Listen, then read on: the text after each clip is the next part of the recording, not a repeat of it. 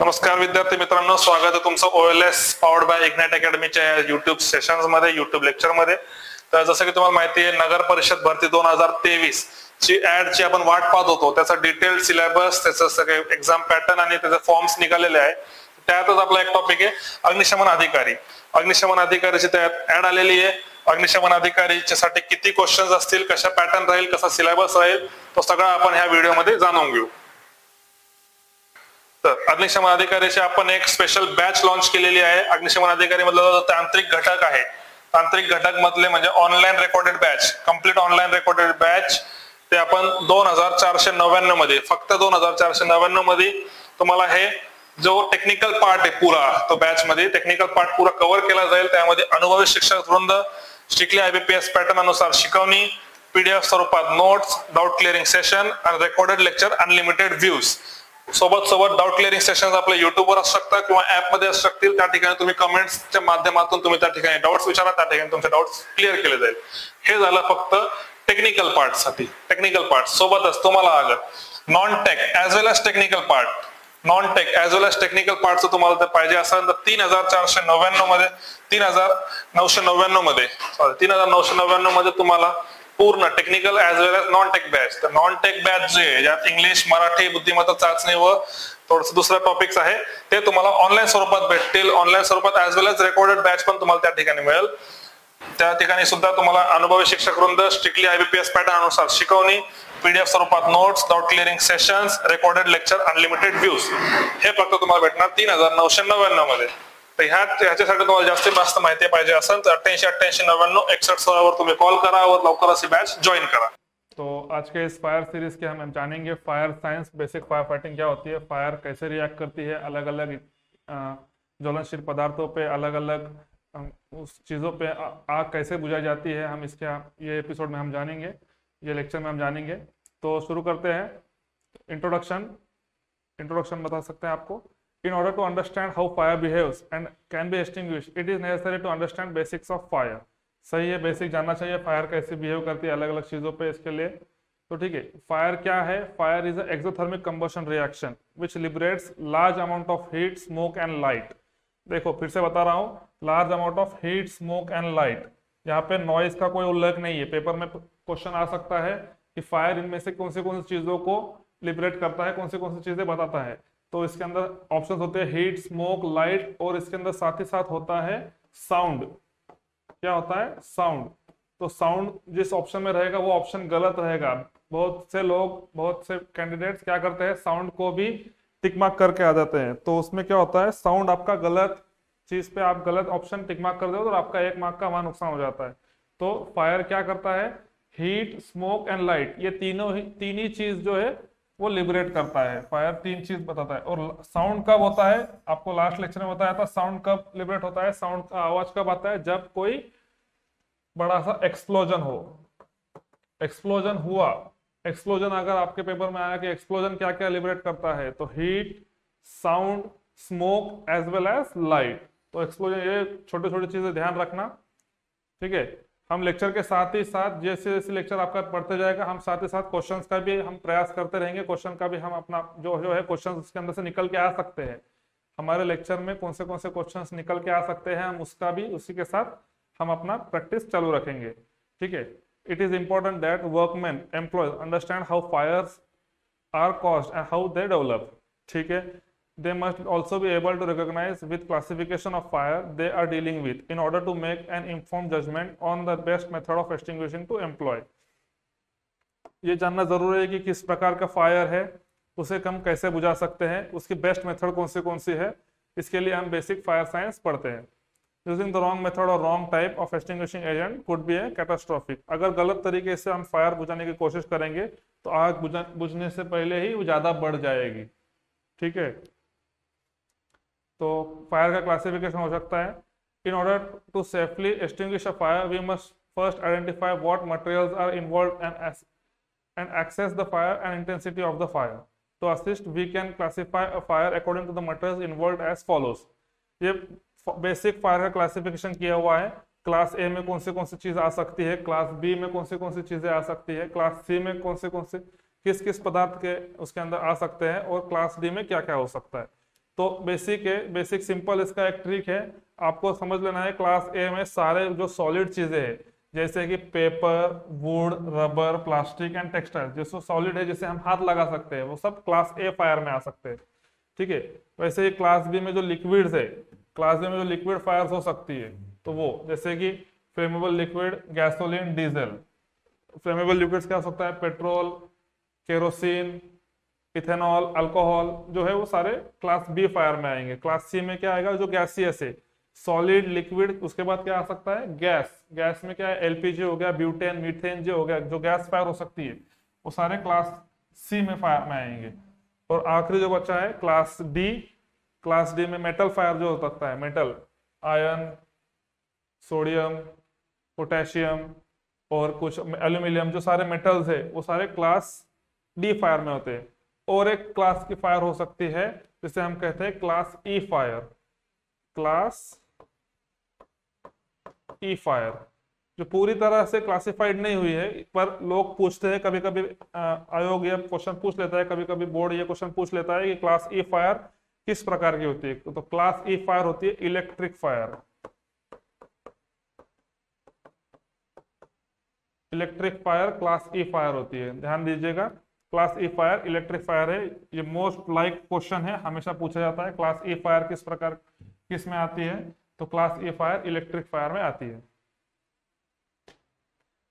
सो आप देख सकते हो यहाँ पे द ट्रायंगल ऑफ फायर, ये आपको पूरा सीरीज खत्म होने तक भूलना नहीं है। ट्रायंगल ऑफ फायर, पूरा फायर इस ट्रायंगल पे डिपेंड है, पूरा अपनी सीरीज, पूरे अपने लेक्चर, सारे लेक्चर्स इस ट्रायंगल ऑफ फायर पे डिपेंड है। सारी कुछ आग लगती है, सारा कुछ ज्वलनशील, कुछ जो कुछ जलता है वो सब ये फायर ट्रायंगल की वजह से ही जलता है। ठीक है। तो फायर ट्रायंगल होता क्या है, बेसिकली वो होता क्या है, तो फायर ट्रायंगल में तीन चीजें होती है, ऑक्सीजन, हीट और फ्यूल।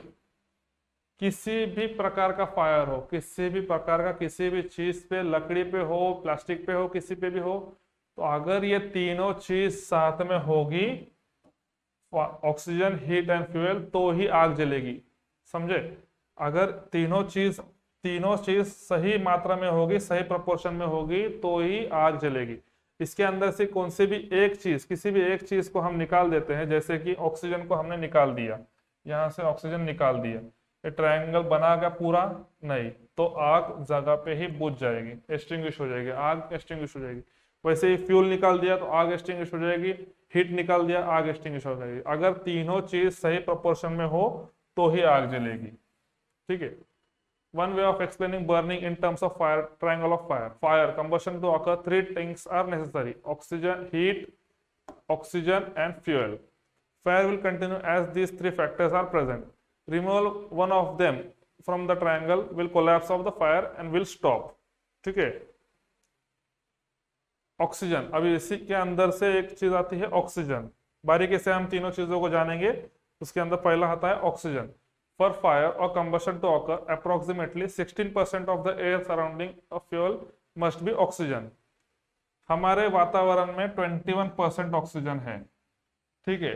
हमारे वातावरण में, एटमॉस्फेयर में 21% ऑक्सीजन है, जिसके अंदर से 16% अगर एयर में ऑक्सीजन रहा, ध्यान दीजिए क्वेश्चन आ सकता है, 16% अगर एयर में ऑक्सीजन रहा तो ही आग जलेगी। अगर ये परसेंट 15% हो गया तो आग वहां पे जलेगी नहीं, आग बुझ जाएगी। 15% अगर ऑक्सीजन रहा तो वहां पे आग बुझ जाएगी। तो याद रखिएगा 21% हमारे एटमॉस्फेयर में ऑक्सीजन है और 16% उसके रेशियो चाहिए 16% से ज्यादा या 16%, तो ही आग वहां पे जलेगी। In normal circumstances air contains around 21% oxygen. ठीक है। There are however some substances that contain sufficient oxygen in their makeup to support combustion. ठीक है। अब दूसरा उसके अंदर का फायर ट्रायंगल का दूसरा चीज है, दूसरा उसका एलिमेंट है हीट। ठीक है।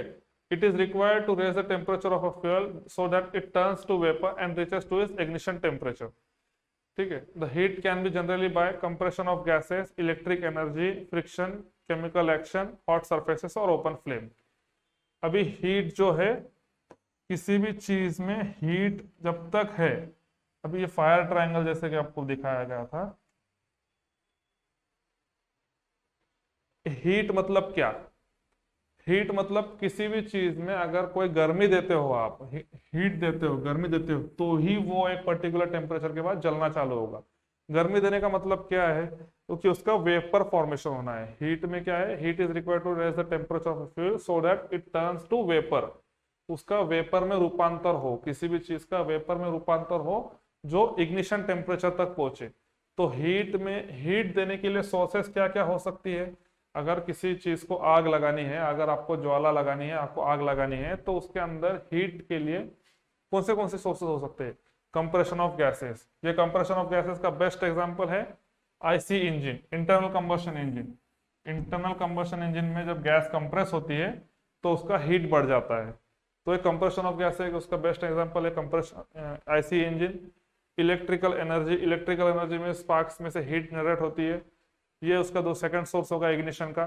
फ्रिक्शन, आप हाथ को ऐसे रगड़ोगे, दो हाथ रगड़ोगे तो आपको हाथों में हीट जनरेट दिखेगी, आपको हाथों में गर्मी महसूस होगी, तो वो भी एक हीट का ही प्रकार है, फ्रिक्शन का प्रकार है। फ्रिक्शन में दो चीजें, लकड़ी जला के, पुराने जमाने में लकड़ी घिस घिस के हीट जनरेट करते थे और उसी के साथ आग लगती थी।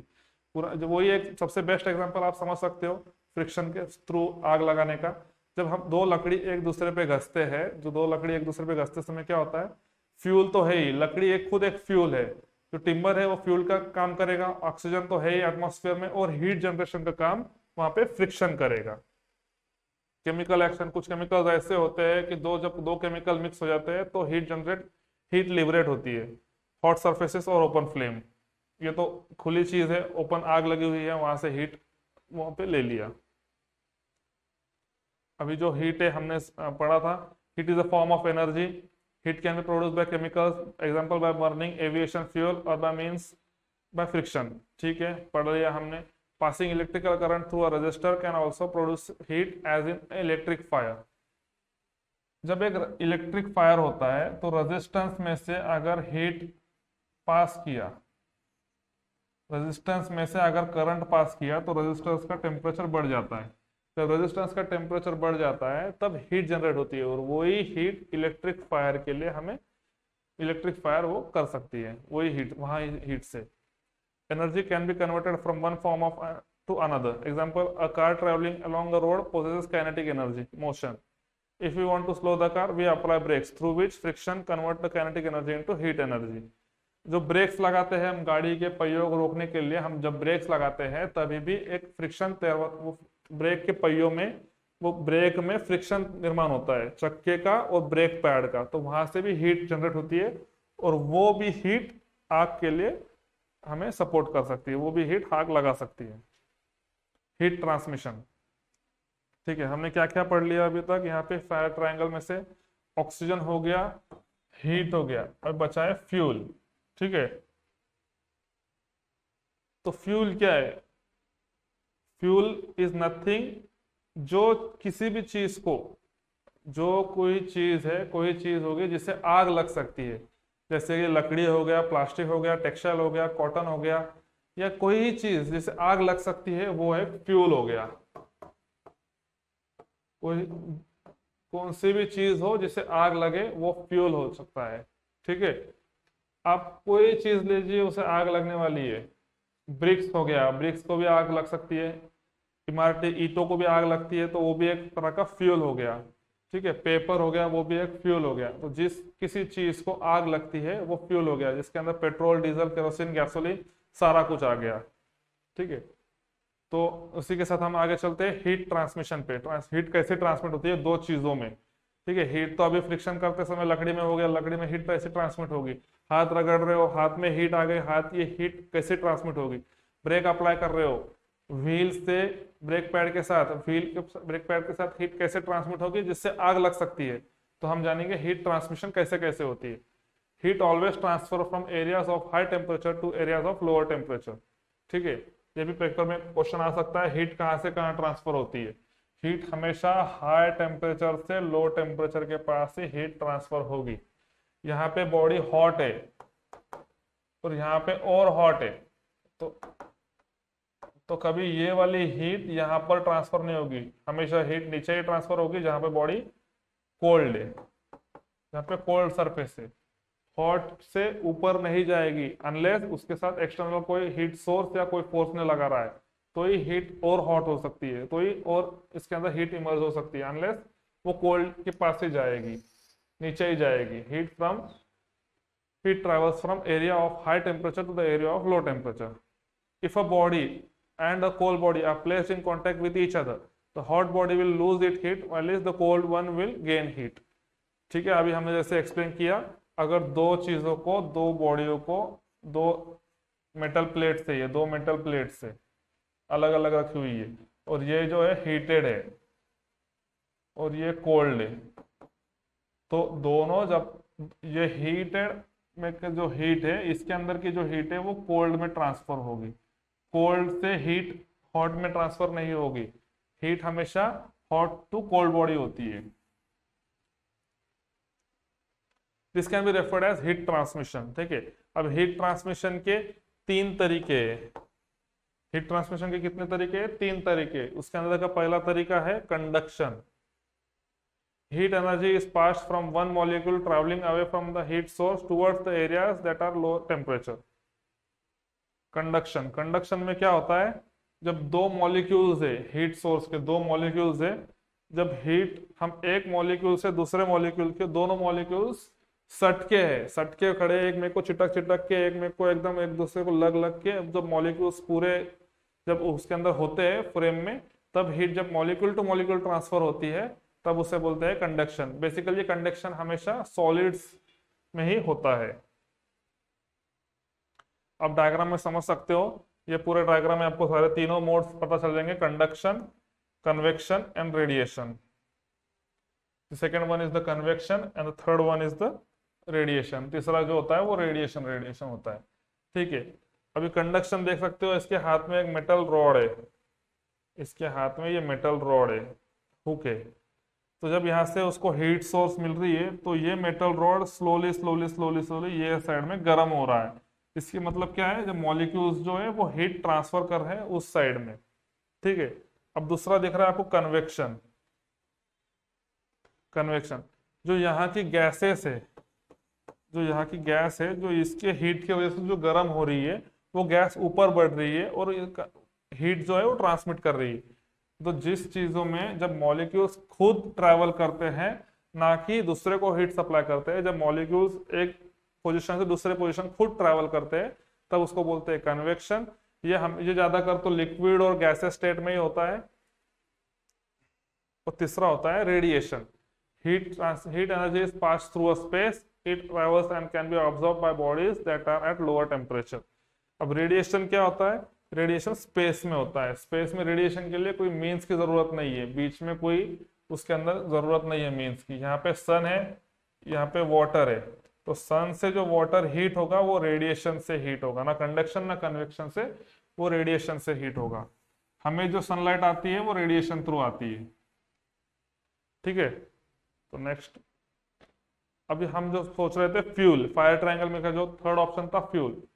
Fuel can be either solid, liquid or gas, but solids and liquid must be converted into vapors to form combustion to occur. ठीक है, सॉलिड और लिक्विड फ्यूल भी उसके अंदर आपको बताया था वेपर्स में जाना चाहिए। जब उसका वेपर टेम्परेचर उसको मिल जाएगा, उसका वेपर फॉर्मेशन होगा, तभी उसके अंदर इग्निशन होगा, कंबशन अकर होगा।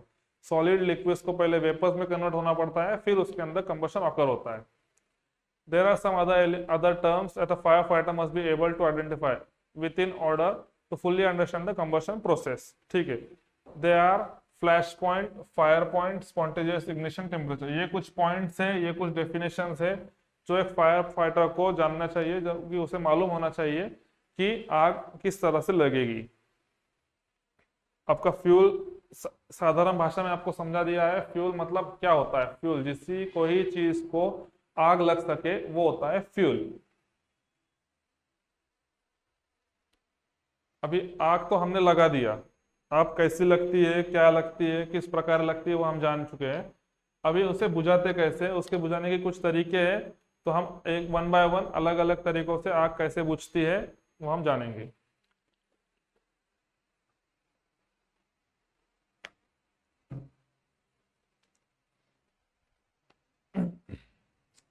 तो जब फायर ट्रायंगल में फिर से यहाँ पे निकाल देता हूँ आपको, जो समझने में आपको दिक्कत नहीं होगी।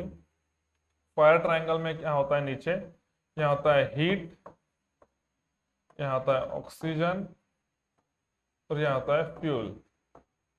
अब तीनों में से किसी एक को भी हम कंट्रोल कर सकते हैं। अगर तीनों में से किसी एक को भी हमने कंट्रोल कर दिया तो आग बुझ जाएगी। तो सादा सिंपल सी चीज है, हमें जब फायर फाइटिंग करते हैं किसी एक पे टारगेट करो, उसे निकाल दो, ट्रायंगल कोलैप्स हो जाएगा और आग बुझ जाएगी। तो उसके अलग अलग मेथड्स क्या है, पहला है एक्सटिंग्विशिंग ऑफ फायर में स्टारवेशन। जैसे कि आप शब्द जान सकते हो स्टारवेशन। स्टारवेशन मतलब क्या, स्टारविंग मतलब क्या, स्टारविंग मीन्स भूख लगना। किसी भी चीज का अगर हम फ्यूल सोर्स या फिर भूख सोर्स, जो उसका जो फ्यूल है, जो उसका खाना है, आग का खाना क्या होता है, फ्यूल। आग क्या होता है, लकड़ी खाती है। लकड़ी क्या खाती है, लकड़ी मतलब क्या, फ्यूल। तो अगर हम उसके अंदर का फ्यूल ही निकाल दे तो उसे हम स्टारवेशन बोलते हैं। तो क्वेश्चन आ सकता है पेपर में, elimination of fuel from a fire is called, elimination of fuel from a fire is called starvation. Simple answer है, ज्यादा सोचने की जरूरत नहीं है। Elimination of fuel from fire क्या होता है, स्टारवेशन। तो स्टारवेशन में क्या क्या होता है देखिए, this involve starving the fire of fuel and can be done. ठीक है, स्टार्विंग ऑफ फायर मतलब उसे भूखा मारना, उसे फायर को भूखा मारना, उसे स्टार्विंग ऑफ फायर बोलते हैं। ठीक है, removing potential from the neighbouring wood of the fire. ठीक है, removing fire from the mass of combustible material, isolating a supply of fuel to a fire by turning off a valve. ठीक है, removing potential from the neighbouring wood of the fire. अभी यहाँ पे आग लग चुकी है, यहाँ पे आग लगी है दोस्तों, डायग्राम समझ लीजिएगा, ये आग है, कोई हंसेगा नहीं, ये आग है। और आग के साइड में यहाँ पर लकड़ी का गट्ठा रखा हुआ है, यहाँ पे लकड़ियां रखी हुई है, पेपर रखा हुआ है, रद्दी रखी हुई है। जब आग यहाँ लगी चुकी है, हम इसे निकाल दे, हम अगर इसे निकाल दे वहां से, तो इसे आग लगेगी नहीं, इससे आग वहां तक पहुंचेगी नहीं। तो अगर हम पोटेंशियल फ्यूल मतलब क्या, जो आगे जाके फ्यूल का काम करेगी इस आग को, जो आगे जाके इस आग को फ्यूल का काम करेगी, वो पोटेंशियल फ्यूल ही हम वहां से निकाल दें नेबरहुड ऑफ फायर से, तो हमने इस आग को वहां पे भड़कने से बचा दिया और वो एक्सटिंग्विश हो जाएगी। जब ये पूरा फ्यूल जब खत्म हो जाएगा तो ऑटोमेटिकली एक्सटिंग्विश हो जाएगी। तो उसे बोलते हैं removing potential fuel from the neighbourhood of the fire. तो ये एक पहला मेथड हो गया, पहला टाइप समझ लिया हमने स्टारवेशन का। Removing fire from the mass of combustible material, removing fire from the mass of combustible material. आग लग चुकी है, यहाँ पे आग लगी है, ठीक है। जब जंगल में आग लगती है, यहाँ पे जंगल है अपना, ठीक है, ये मेथड फॉरेस्ट फायर में ज्यादा यूज होती है रिमूविंग फ्यूल की। यहाँ पे जंगल में आग लगी है, ये जंगल के सारे ब्लॉक्स थे, जंगल है। अब लॉजिकली आंसर समझिए, ये ब्लॉक में जब आग लगी है, ये ब्लॉक में आग लगी है, तो फॉरेस्ट फायर को इतना इजीली हम नहीं एक्सटिंग्विश कर सकते। जब फॉरेस्ट फायर को इतना इजीली नहीं एक्सटिंग्विश कर सकते, तो जब जब ये जंगल बड़ा हो, बड़ा सा जंगल है, फॉरेस्ट फायर को हम इजीली एक्सटिंग्विश नहीं कर सकते, तो हम क्या करते हैं, वहां का फ्यूल निकाल देते हैं। तो फायर फाइटर्स, सरकार मिलकर क्या करती है, वहां से फ्यूल कैसे निकालती है, ये सारे लकड़ियां वहां से निकाल देगी, मतलब यहाँ के सारे पेड़ काट देगी। अब जब आग यही ब्लॉक में लगी थी और यहाँ के सारे पेड़ तुमने काट दिए, तो ये फायर वो साइड, वो उतने आग के बाहर नहीं जाएगी, जबकि यहाँ पे कोई फ्यूल ही नहीं है, तो ये फायर जो है वहां पे बढ़ेगी नहीं और हम बाकी का जंगल बचा सकते हैं। तो इसे क्या बोलते हैं, removing fire from the mass of combustible material. ठीक है, ये सेकंड आपका उस समय पे जिस प्रकार हम आग बुझा सकते हैं, वो वहां पे योग्य, वहां पे मेथड हमें यूज करनी है। Isolating supply of fuel to a fire by turning off a valve. Gas cylinder में आग लगी है, गैस में आग लगी है, गैस को एक वॉल होता है, हम वो वॉल ही बंद कर दे तो उसको फ्यूल पहुंचेगा ही नहीं, तो फ्यूल पहुंचेगा नहीं तो आग वहां पे एक्सटिंग्विश हो जाएगी। साधारण भाषा में लिखा हुआ है, isolating a supply of fuel to a fire by turning off a valve. अब दूसरा क्या है, स्मूदरिंग। जैसे स्मूदरिंग, स्मूदरिंग मतलब क्या है? Elimination of oxygen from a fire, elimination of oxygen from a fire is called smothering. आसान भाषा में आपको बताता हूँ, स्मूदरिंग मतलब आग का गला घोट के मारना, उसको सांस रोक के मारना। सांस कैसे लेते हैं हम लोग? ऑक्सीजन से। अगर ऑक्सीजन का सप्लाई कट कर दे तो हम गला घोट के जब किसी को मारते हैं तो उसको स्मूदरिंग, आग को मारते हैं तो उसको स्मूदरिंग कहते हैं। स्मूदरिंग, आग को गला घोट के मारना। ठीक है, पेपर में ये भी प्रश्न आ सकता है, limitation of oxygen from fire, limitation of oxygen from fire is a part of smothering. याद रखिएगा, स्मूदरिंग। अब वो कैसे करते हैं स्मूदरिंग? हम फायर को स्मूदर कैसे कर सकते हैं, फायर को स्मूदरिंग किस प्रकार कर सकते हैं? तो उसके अंदर क्या है? A physical barrier between the fuel source and the oxygen supply और dilute the oxygen at the point that there is no enough for the combustion process to continue the fire would be smoother. अगर उसका oxygen cut off कर दे physically तो उसका हम smothering. Physically oxygen cut off में से मतलब क्या? हम ऑक्सीजन, वातावरण का ऑक्सीजन खींच ले, ये तो पॉसिबल ही नहीं है। वातावरण का पूरा ऑक्सीजन खींच लिया तो ये पॉसिबल ही नहीं है कि हम पूरा ऑक्सीजन उससे निकाल ले तो आग बुझ जाएगी। तो उसके लिए अलग अलग मेथड्स है कि हम ऑक्सीजन कैसे कट कर सकते हैं। ठीक है, अभी स्मूदरिंग कैसे कर सकते हैं? फायर ब्लैंकेट से। फायर ब्लैंकेट्स क्या होती है? एक एस्बेस्टॉस की ब्लैंकेट होती है, एस्बेस्टॉस मटेरियल उसके अंदर यूज होता है। हम आग लग गई तो अगर एक टेबल पे आग लगी है या फिर किसी चीज को, लकड़ी को, कागज को, प्लास्टिक, टिम्बर, किसी को आग लगी है, उसके अंदर ऊपर हम एक इनफ्लेमेबल, मतलब जिससे आग न लग सके, ऐसा कुछ उसके ऊपर नॉन फ्लेमेबल उसके ऊपर मटेरियल डाल दे, जैसे कि फायर ब्लैंकेट। तो क्या होगा? तो वो पूरा वो ब्लैंकेट उसे ढक देगी और उसके अंदर का ऑक्सीजन सप्लाई वहां से कट हो गया तो हम उसे स्मूदरिंग से एक्सटिंग्विश कर सकते हैं। फोम, फोम एक एक्सटिंग्विशिंग मीडिया है जो कि ऑयल के ऊपर फ्लोट होता है। ऑयल के ऊपर फ्लोट होने के कारण ऑयल का और ऑक्सीजन का सप्लाई कट ऑफ हो जाता है और ऑयल फायर जैसी चीजें बुझ जाती है, वहां पे एक्सटिंग्विश हो जाती है। कार्बन डाइऑक्साइड, ये कब यूज होता है? जब CO2 फ्लडिंग सिस्टम हो, CO2 फ्लडिंग। ठीक है, CO2 फ्लडिंग, CO2 फ्लडिंग में, CO2 फ्लडिंग, फ्लडिंग सिस्टम में किस चीज का उपयोग होता है? CO2 का उपयोग होता है CO2 फ्लडिंग में। फ्लडिंग मतलब क्या? बहुत सी मात्रा में उसके अंदर CO2 इंसर्ट कर देना, उसके अंदर CO2 छोड़ देना। अभी एक सर्वर रूम है, 4x4 का सर्वर रूम है, उसके अंदर बहुत से इंपॉर्टेंट अपने डेटा है, उसके अंदर इंपॉर्टेंट डाटा, डॉक्यूमेंट्स वगैरह सर्वर्स में इंस्टॉल्ड है, उसके अंदर प्रोसेस किए हुए हैं सर्वर्स में। तो इनके सर्वर रूम में आग लग गई, आप जाए और वहां पे पानी मार दिया, आग बुझा दी, तो उसका कुछ हमें फायदा होगा? सर्वर वालों को उसका कुछ फायदा होगा? वैसे भी जल के खराब होने वाला था और आपने पानी डाल के और जल्दी खराब कर दिया। तो उस प्रकार उसे हम वहां जब एक्सटिंग्विश करते हैं तो CO2 यूज करते हैं। CO2 एक क्लीन एजेंट होता है, CO2 गैस एक क्लीन एजेंट होता है जो कोई रेसिड्यू नहीं छोड़ता। तो वहां पे CO2 फ्लडिंग हो जाती है, ऑटोमेटिकली बहुत सारा CO2 अंदर आ जाता है और CO2 पूरा रूम CO2 से भर जाता है। जब पूरा रूम CO2 से भर जाए तो साधारण सी बात है, ऑक्सीजन वहां पर कट ऑफ हो जाएगा और आग बुझ जाएगी। ये CO2 फ्लडिंग, फोम और फायर ब्लैंकेट्स हम आगे के लेक्चरों में डिटेल में जानेंगे। फिलहाल के लिए इतना ही ध्यान दीजिए, इतना ही याद रखिए, फायर ब्लैंकेट्स, फोम, CO2 ये अलग अलग स्मूदरिंग के यूज करने में काम आती है, स्मूदरिंग में काम आती है। और तीसरा जो हो गया, अभी फायर ट्रायंगल में से देख लिया आपने, हीट, ऑक्सीजन और फ्यूल। फ्यूल, हीट, ऑक्सीजन निकाल लिया स्मूदरिंग से, हीट भी हो गया, अभी फ्यूल, फ्यूल भी हो गया।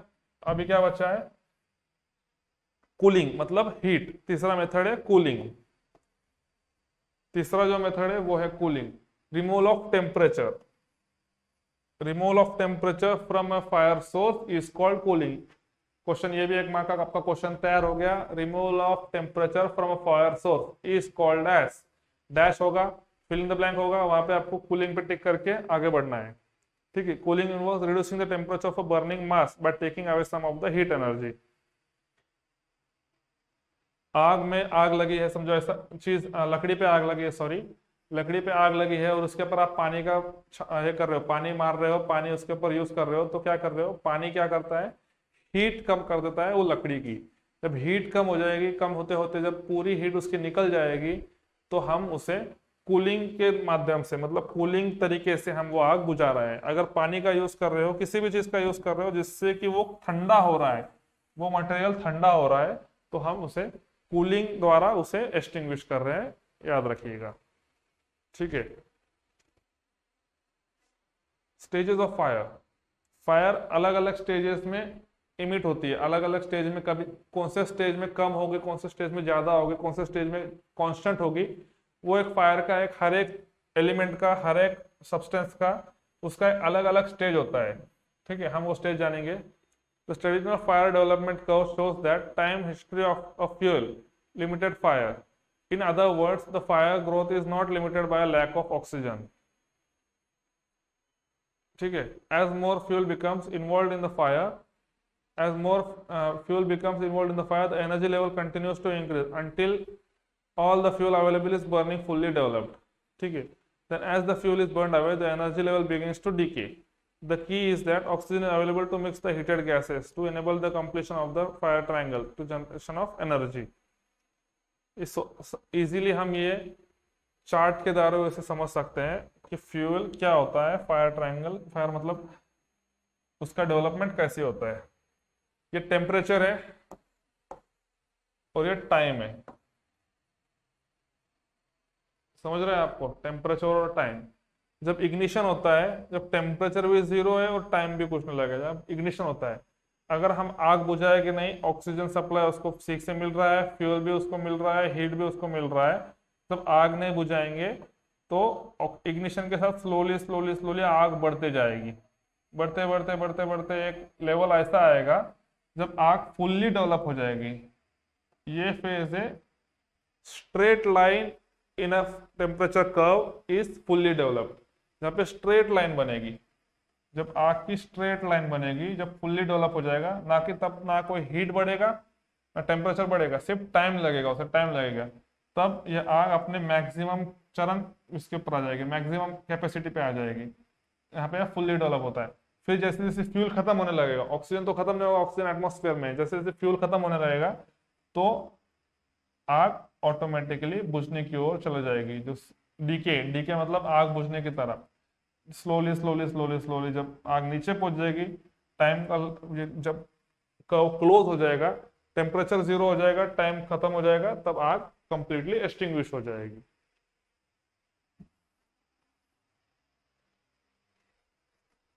इसी के साथ एक चीज और होती है, इन केस हम एक्सेस ऑक्सीजन प्रोवाइड करें, आग यहाँ पे पहुंच गई है, ठीक है, आग फुल्ली डेवलप है, टेम्परेचर नहीं बढ़ रहा है, सिर्फ टाइम कंज्यूम हो रहा है, हम यहाँ पे एक्सेस ऑक्सीजन पंप करें, उसे एक्सेस ऑक्सीजन, एटमॉस्फेयर से ज्यादा ऑक्सीजन उसे पंप करें, तो टाइम भी बढ़ेगा और उसका टेम्परेचर भी बढ़ेगा। यहाँ से भी हम एक्सेस ऑक्सीजन हम यहाँ पे उसे पुश करें, एक्सेस ऑक्सीजन हम यहाँ देना उसे पुश करें, तो वहां पे उसका कर्व ये स्ट्रेट लाइन से और आगे निकल जाएगा, और आगे ऐसे कर्व बनेगा उसका, क्योंकि हम ऑक्सीजन के साथ उसका हीट बढ़ा रहे हैं। ठीक है, एक्सेस ऑक्सीजन अगर पुश किया तो उसका टेम्परेचर बढ़ेगा और ये कर्व ऐसा बनेगा। फिर थोड़ी देर से वो फुल्ली डीके अपना फुल्ली डेवलप होगा और वो डीके की ओर बढ़ता जाएगा।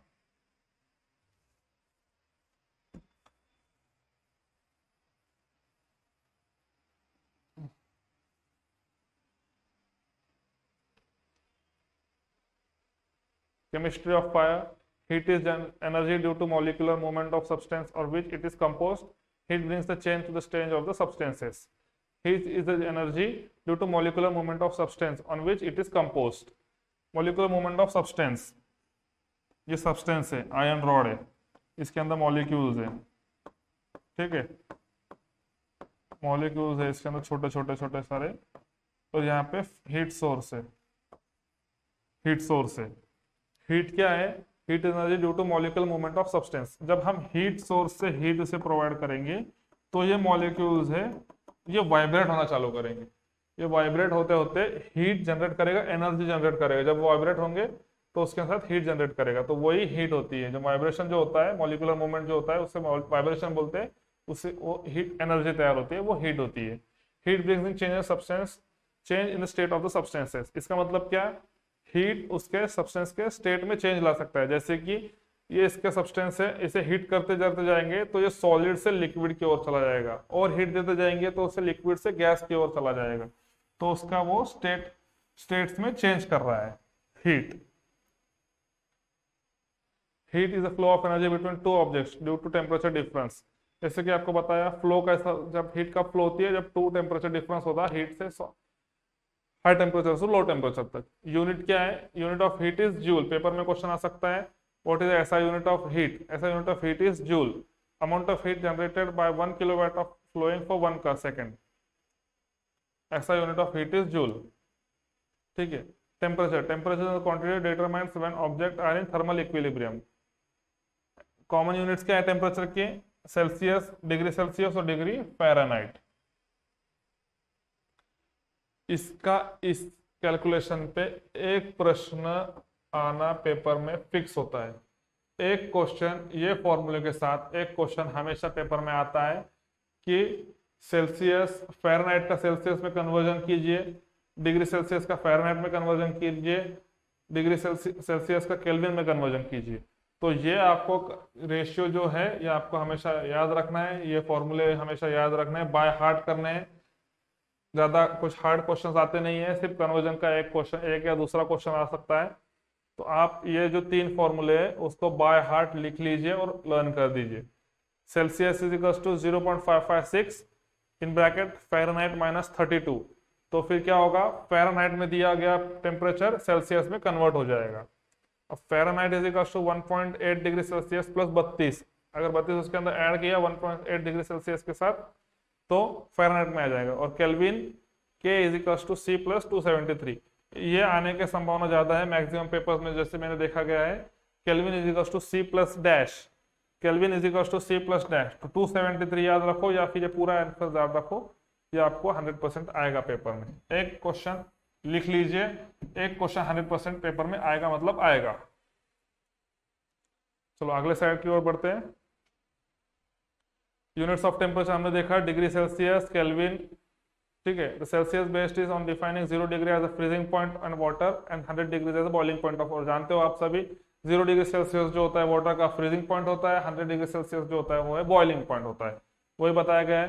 केल्विन सेल में क्या है? 0 डिग्री एब्सोल्यूट जीरो होता है as a temperature of at zero pressure where the volumes of gases is zero. This temperature out to be minus 273.15 degree. Kelvin में क्या होता है? 0 डिग्री एब्सोल्यूट जीरो होता है। ठीक है।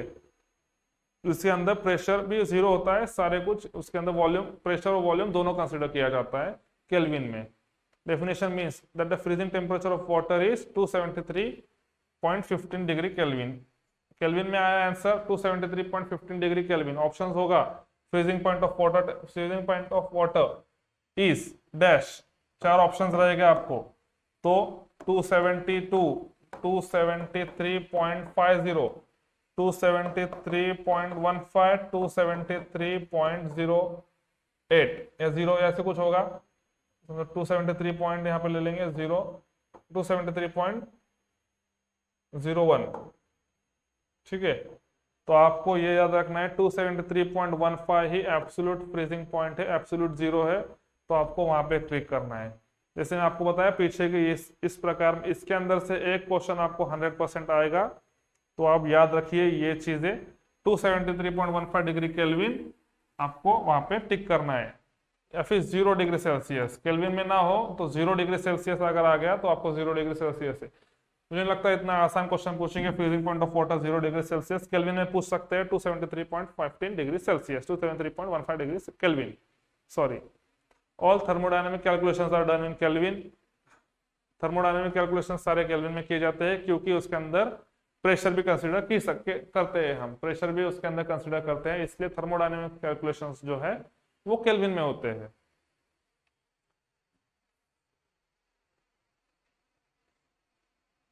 ठीक है। Measurement of heat. अब हीट कैसे मेजर करते हैं? हीट मेजर कैसे करते हैं आपको बताया था पीछे। Heat energy is measured in joules.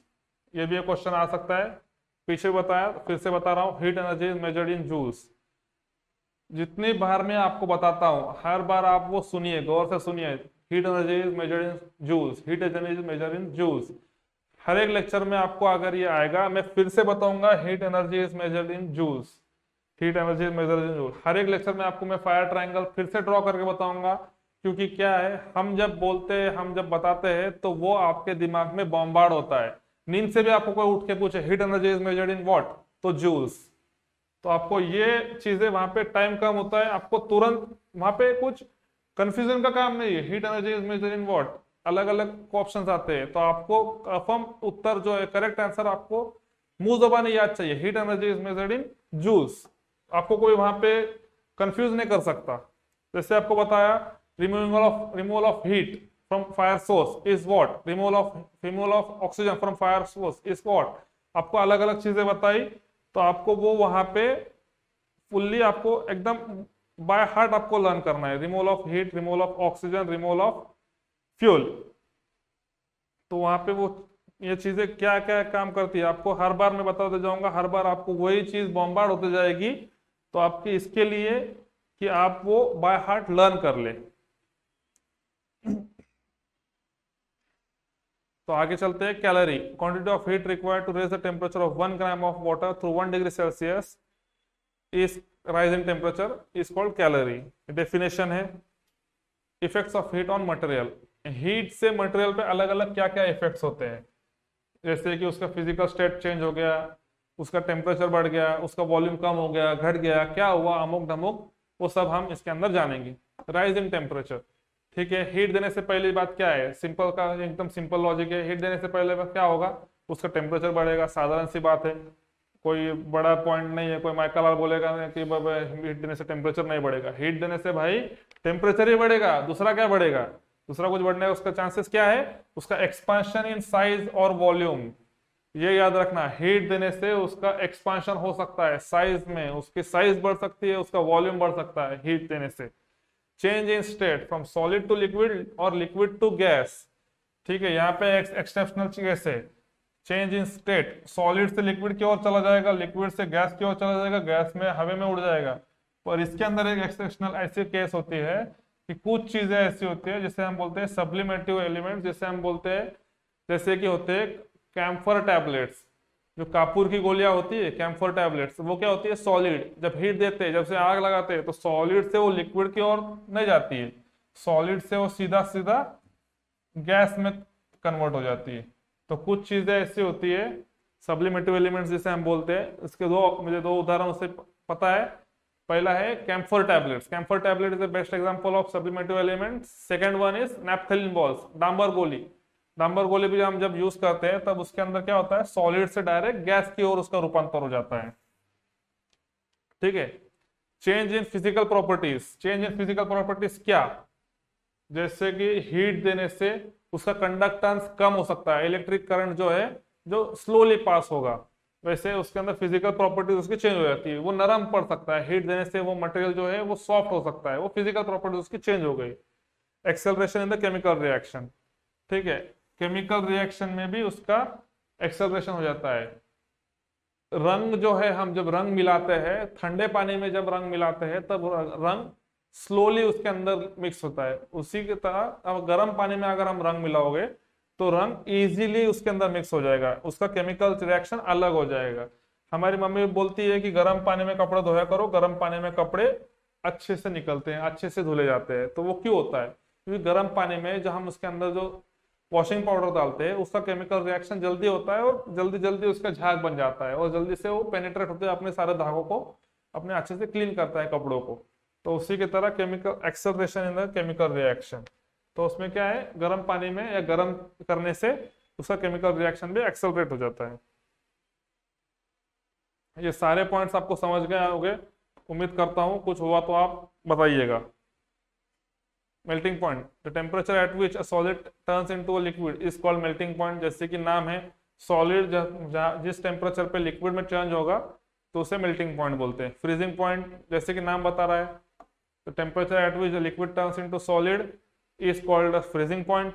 Boiling point, the temperature at which a liquid boils and becomes vapor is called boiling point. Boiling occurs when the vapor pressure has become equal to the surrounding atmospheric pressure. Boiling point बता रहा है, boiling points क्या, the temperature at which liquid boils and becomes vapor, वो boiling point है उसका। इसका एक उदाहरण, मतलब इसके साथ में क्या लिखा हुआ है, boiling occurs when vapor pressure has become equal to the surrounding atmospheric pressure. Surrounding atmospheric pressure के साथ जब वेपर प्रेशर मैच होगा, इक्वल होगा, तो ही बॉइलिंग होगा वाटर का। अगर सराउंडिंग एटमॉस्फेयर प्रेशर कम है तो जब तक वो उसका प्रेशर हम कम नहीं करेंगे तब तक बॉइलिंग चालू नहीं होगा, उसका वेपर में रूपांतर नहीं होगा। Evaporation, even a temperature below boiling point or molecules at the surface of the liquid may gain enough energy from colliding with other molecules to them to escape the surrounding space as vapor. This is called evaporation. जब इतना heat वो generate कर लेगा कि जो वो evaporate हो सके, मतलब उसका वो बॉडी स्टेट छोड़ के ऊपर उठ सके, enough energy to from colliding other molecules के साथ वो उसका बॉन्डिंग छोड़ के स्पेस में या सराउंडिंग में उसका उठाव हो जाए, सराउंडिंग में वो इवापोरेट हो जाए, सराउंडिंग में वो ऊपर भाष्पीकरण हो जाए उसका, उसको इवापोरेशन बोलते हैं। इवापोरेशन को ही हिंदी में भाष्पीकरण ऐसे बोला जाता है। Vapour pressure, the evaporating molecules build up a pressure known as the vapour pressure. ठीक है, जब मॉलिक्यूल्स जो हवा में उड़ गई है, वेपर प्रेशर से कौन सा इंजन चलता है? Steam engine. जो पुराने जमानों में रेलवे का इंजन होता था स्टीम इंजन, वो वेपर प्रेशर से होता है। जब बहुत सी चीजें evaporating molecules build up a pressure known as a pressure, जब मॉलिक्यूल्स जब इवापोरेट होके एक प्रेशर तैयार करते हैं उसे वेपर प्रेशर बोलता है।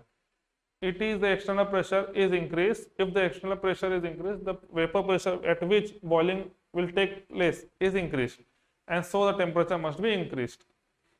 एक्सटर्नल प्रेशर, बाहर का बाहरी दबाव अगर वेपर इंक्रीज कर दिया तो वेपर प्रेशर भी बढ़ेगा, उसी के साथ टेम्परेचर भी ज्यादा देना पड़ेगा। If the external pressure falls the reverse is true and the temperature at which boiling occurs will be lower. Vapour pressure is directly proportional to the atmospheric pressure, ठीक है, and temperature. Vapour pressure is directly proportional to vapour pressure is directly proportional to atmospheric pressure and temperature. यानी कि vapour pressure अगर बढ़ रहा है, atmospheric pressure भी अगर बढ़ा हुआ है तो वेपर प्रेशर भी बढ़ेगा और साथ ही साथ टेम्परेचर भी ज्यादा लगेगा। यानी कि तीनों जो है जब तक इक्वल ना हो तो तीनों एक दूसरे से जुड़े हुए हैं। वेपर प्रेशर बढ़ रहा है, साथ में एटमॉस्फेरिक प्रेशर भी बढ़ेगा, साथ ही साथ हीट भी ज्यादा लगेगी। तो उल्टा भी है, वेपर प्रेशर अगर कम है मतलब एटमॉस्फेरिक प्रेशर कम कर दिया, एक्सटर्नल प्रेशर हमने गिरा दिया तो वेपर प्रेशर भी कम हो जाएगा और हीट भी कम लगेगी उसका वेपर बनाने में।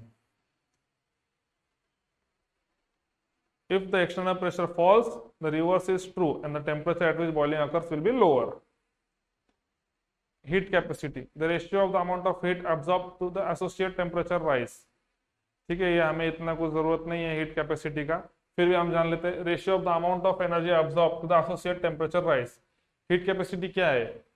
जितना हीट वो अब्सॉर्ब कर सके टेम्परेचर राइज के लिए, उसको हीट कैपेसिटी। आग लगने से पहले वो कितना टेम्परेचर अब्सॉर्ब करेगा। आयन जो है ज्यादा हीट अब्सॉर्ब करेगा in compare to wood, iron की हीट कैपेसिटी ज्यादा है in compare to wood. Wood में हीट अब्सॉर्ब करते करते एक स्टेज से आ जाएगा जिससे आग लग जाएगी, और आयन में वो हीट कैपेसिटी ज्यादा है जिसके आग लगने के चांसेस बहुत बढ़ जाते, मतलब उसको आग लगने में ज्यादा टाइम लगेगा, बहुत हीट एब्जॉर्ब कर सकता है वो।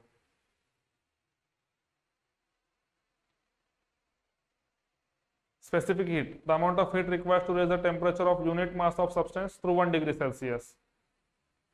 इसकी डेफिनेशन है 1 डिग्री सेल्सियस के लिए जितना टेम्परेचर लगेगा, raise the temperature of unit mass of substance to 1 degree Celsius, उसको स्पेसिफिक हीट बोलते हैं। The quantities of heat gain और loss by body depend upon mass of the body, उसका मास कितना बड़ा है। अगर मास बहुत है तो ज्यादा हीट लगेगी, मास कम है तो कम हीट लगेगी। Nature of the material of the body, मतलब वुड है, आयरन है, प्लास्टिक है, टेक्सटाइल है, ऐसा उसके अंदर अलग अलग चीजों पे अलग अलग स्पेसिफिक हीट रहेगी। Change in the temperature of the body, temperature मतलब चेंज, टेम्परेचर से उसकी बॉडी में क्या क्या चेंज हो सकते हैं। ठीक है, example for water, if it takes 1 calorie to raise the temperature of 1 gram by 1 degree Celsius, so the specific heat of water is 1 calorie per gram degree Celsius. ठीक है, specific heat of various substances, ये हमें पूछा तो नहीं जाता है, फिर भी आप एक नजर डाल दीजिए। प्योर वाटर का स्पेसिफिक हीट 1 ग्राम है, 1 degree Celsius, 1 calorie per gram degree Celsius. Wet mud का उससे कम है, आइस का उससे कम है, सैंड और क्ले का कम है, ड्राई एयर का कम है, क्वार्ट्ज का कम है, ग्रेनाइट का उससे कम है। तो आप देख सकते हो प्योर वाटर का 1 है, तो जब वेट मड है मतलब उसके अंदर मिट्टी भी है तो उससे थोड़ा कम हो गया। आइस है आइस पर 0 डिग्री सेल्सियस पे होता है, इसलिए उसका और आधा हो गया। सैंडी क्ले में उसका वाटर कंटेंट और कम हो जाता है तो और कम हो गया। ड्राई एयर है, ड्राई वाटर कंटेंट बहुत कम है इसलिए और कम हो गया। क्वार्ट्ज सैंड है जिसके अंदर वाटर कंटेंट है ही नहीं तो 19 हो गया। ग्रेनाइट में वाटर कंटेंट नहीं है तो और कम हो गया। वैसे हमें ये पूछा नहीं जाता है, फिर भी आप एक नॉलेज के लिए देख लीजिए।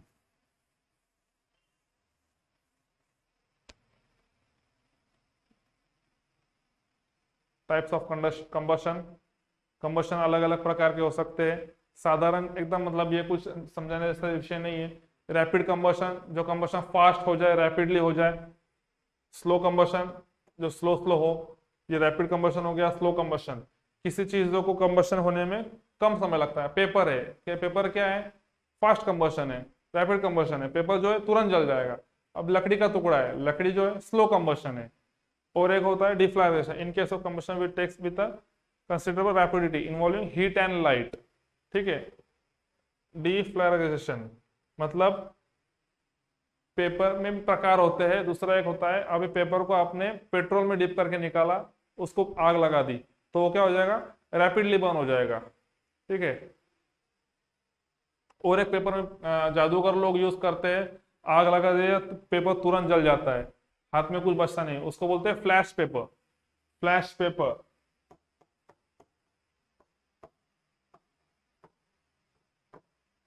फ्लैश पेपर जनरल नॉलेज के लिए याद रखिए, फ्लैश पेपर। फ्लैश पेपर ये डिफ्लैग्रेशन का एग्जांपल है, बेस्ट एग्जांपल, जो तुरंत जल जाता है। तुरंत उसका हीट और लाइट उसके इमिट हो जाएगी और वो तुरंत गायब हो जाएगा। स्लो कंबशन हो गया, रैपिड कंबशन हो गया, डिफ्लैग्रेशन हो गया, और एक बताया था explosion is a very rapid combustion. Explosion बहुत रैपिडली होता है, attended with a loud report within an extremely short time with generation of very high pressure and temperature। ठीक है। हाई प्रेशर एंड टेम्परेचर जब जनरेट होगा तो explosion होगा। Explosion में क्या है, शॉर्ट टाइम में very high pressure, temperature, loud noise होगा। शुरुआती में आपको बताया था, जब फायर इमिट होती है, फायर बनती है तो क्या क्या लिबरेट करती है, light, heat and light, heat, और क्या तीसरा क्या एक करती है,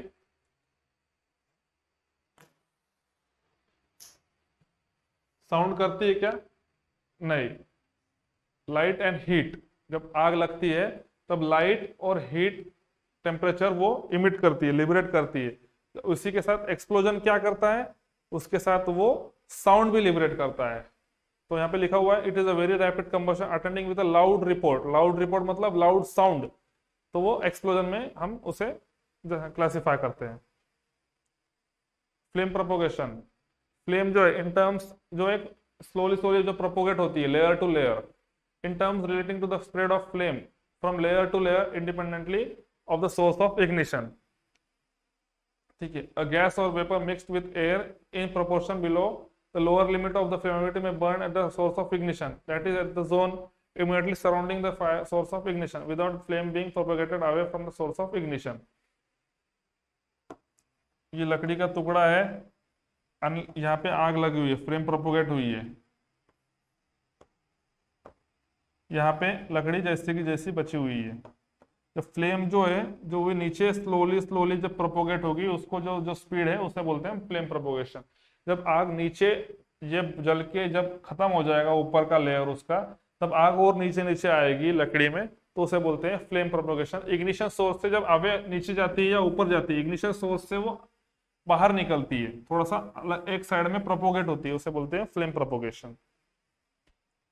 बैकड्रॉट, ये बहुत ही इंटरेस्टिंग टॉपिक है, इसके ऊपर भी हमें एक या दो क्वेश्चन आने के बहुत चांसेस होते हैं। ब्लैक ड्रॉट,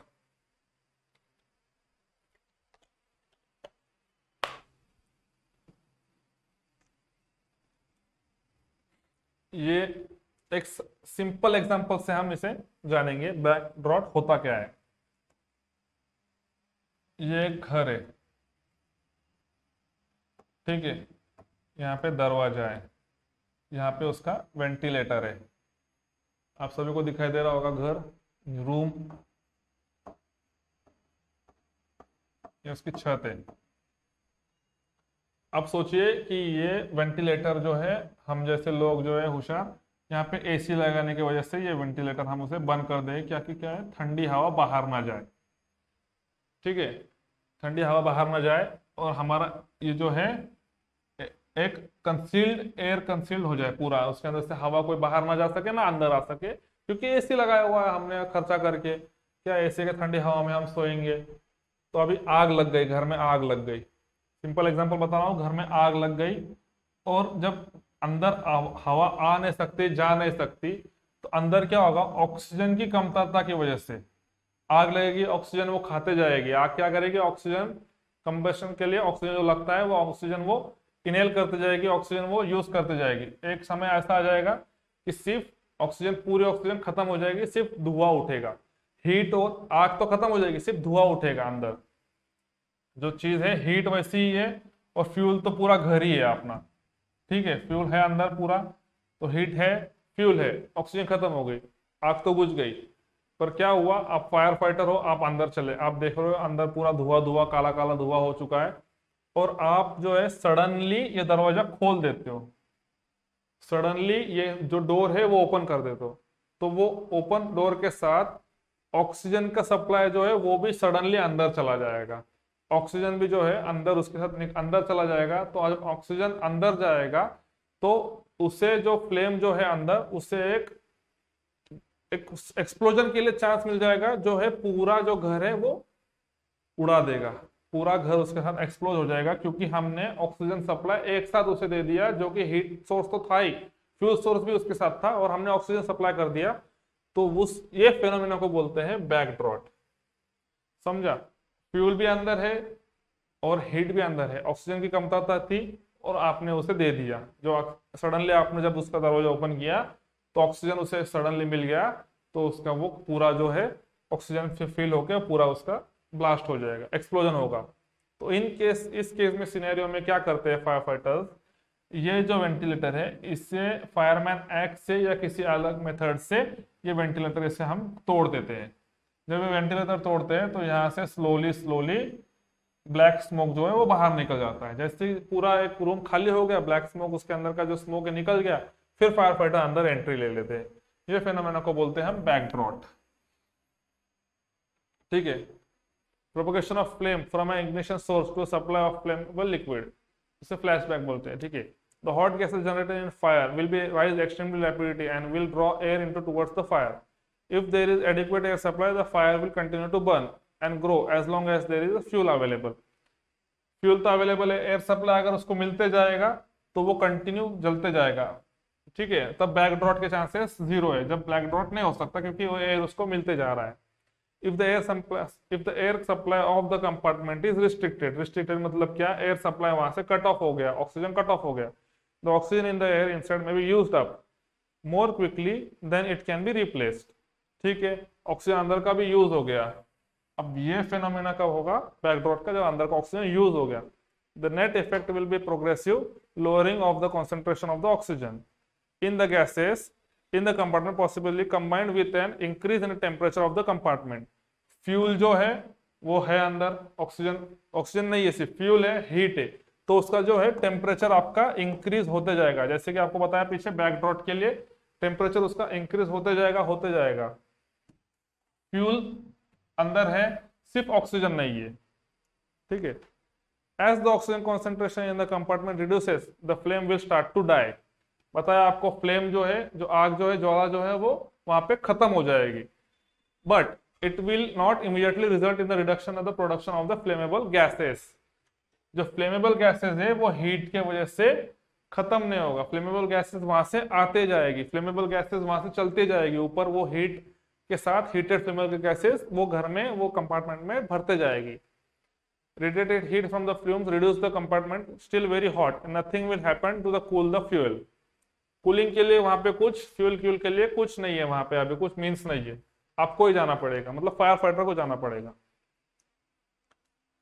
वहां पे फ्लेम्स प्रेजेंट है, depending on the relative size of the fire and the compartment this stage sufficient flammable gases may be generated and spread through the compartment. Sufficient flammable gases पूरे compartment में spread हो जाएगी। ठीक है, this requires only a new supply of oxygen this requires only a new supply of oxygen. बताया मैंने आपको, दरवाजा ओपन करते ही, दरवाजा जैसे ही ओपन करोगे सप्लाई ऑफ ऑक्सीजन, नया सप्लाई ऑफ ऑक्सीजन अंदर चला जाएगा। Cost by example by opening the door, या कोई भी चीज होगा, यहाँ पे डोर लिखा हुआ है, आपने दीवारें तोड़ दी ऑक्सीजन के लिए, फिर भी एक सप्लाई ऑफ ऑक्सीजन हो सकता है। For it to form an explosive mixture with potentially lethal consequences, a backdrop। समझा? बैकड्रॉप फिनोमेना बहुत ही आसान है कि एक बैकड्रॉप कब होता है, जब एक्सटेसिव सप्लाई ऑफ ऑक्सीजन हम उसे देते हैं। जब एक बंद कमरे में सिर्फ हीट और फ्यूल है और हम उसे एक्सेसिव सप्लाई ऑफ ऑक्सीजन एक साथ दे देते हैं, तब बैकड्रॉप होता है। ठीक है, next, limited ventilation can lead to fire in a compartment producing fire gases containing sufficient proportions of particle combustion products and unburned fuel। Limited ventilation कब होता है, जब एसी लगाते हैं, जब वेंटिलेशन हम क्लोज कर देते हैं, वो बहुत हजार्डस होता है, बैकड्रॉप इफेक्ट तभी तैयार होता है क्योंकि अनबर्न पार्टिकल्स अंदर घूमते रहते हैं। If admission of air when an opening is made to a compartment can lead to a sudden deflagration. Deflagration मैंने क्या बताया आपको, सडन और रैपिडली अगर कोई चीज जलती है तो उसे डिफ्लैग्रेशन बोलते हैं। The deflagration moving through the compartment and out of the opening is called a backdrop. ये डेफिनेशन याद रखिएगा। The deflagration moving through a compartment and out of the opening is a backdrop। Decompression moving through the compartment and out of the opening is a backdrop। ठीक है,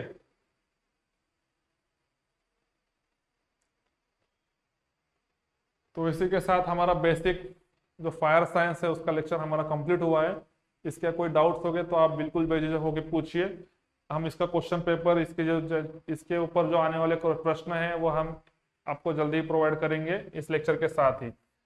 basic science बहुत important topic है, इसके ऊपर 5-6 mark का topic हमारे question आ सकते हैं। बेसिक साइंस इसलिए पढ़ना जरूरी है कि हमारा जो आगे का पूरा सिलेबस है, जो फायर का पूरा सिलेबस है, वो इसी के ऊपर आधारित है। अगर आपको बेसिक अच्छा से याद नहीं रहा, बेसिक में आपको फायर ट्रायंगल जैसे आपको बताया, बैकड्रॉप बताया, अलग अलग कंबशन टेक्निक्स बताई, एक्सटिंग्विशिंग टेक्निक्स बताई, और उसी के साथ फ्लेम प्रोपोगेशन हो गया, जो अलग अलग टेक्निक्स है, रैपिड फ्लेम प्रोपोगेशन जो हो गया, स्लो फ्लेम हो गया, वो सब जो है आगे चल के हमें हर एक लेक्चर्स में इसी के साथ ही हमें पढ़ के जाना है। तो हम आपका आज का लेक्चर खत्म करते हैं। Thank you.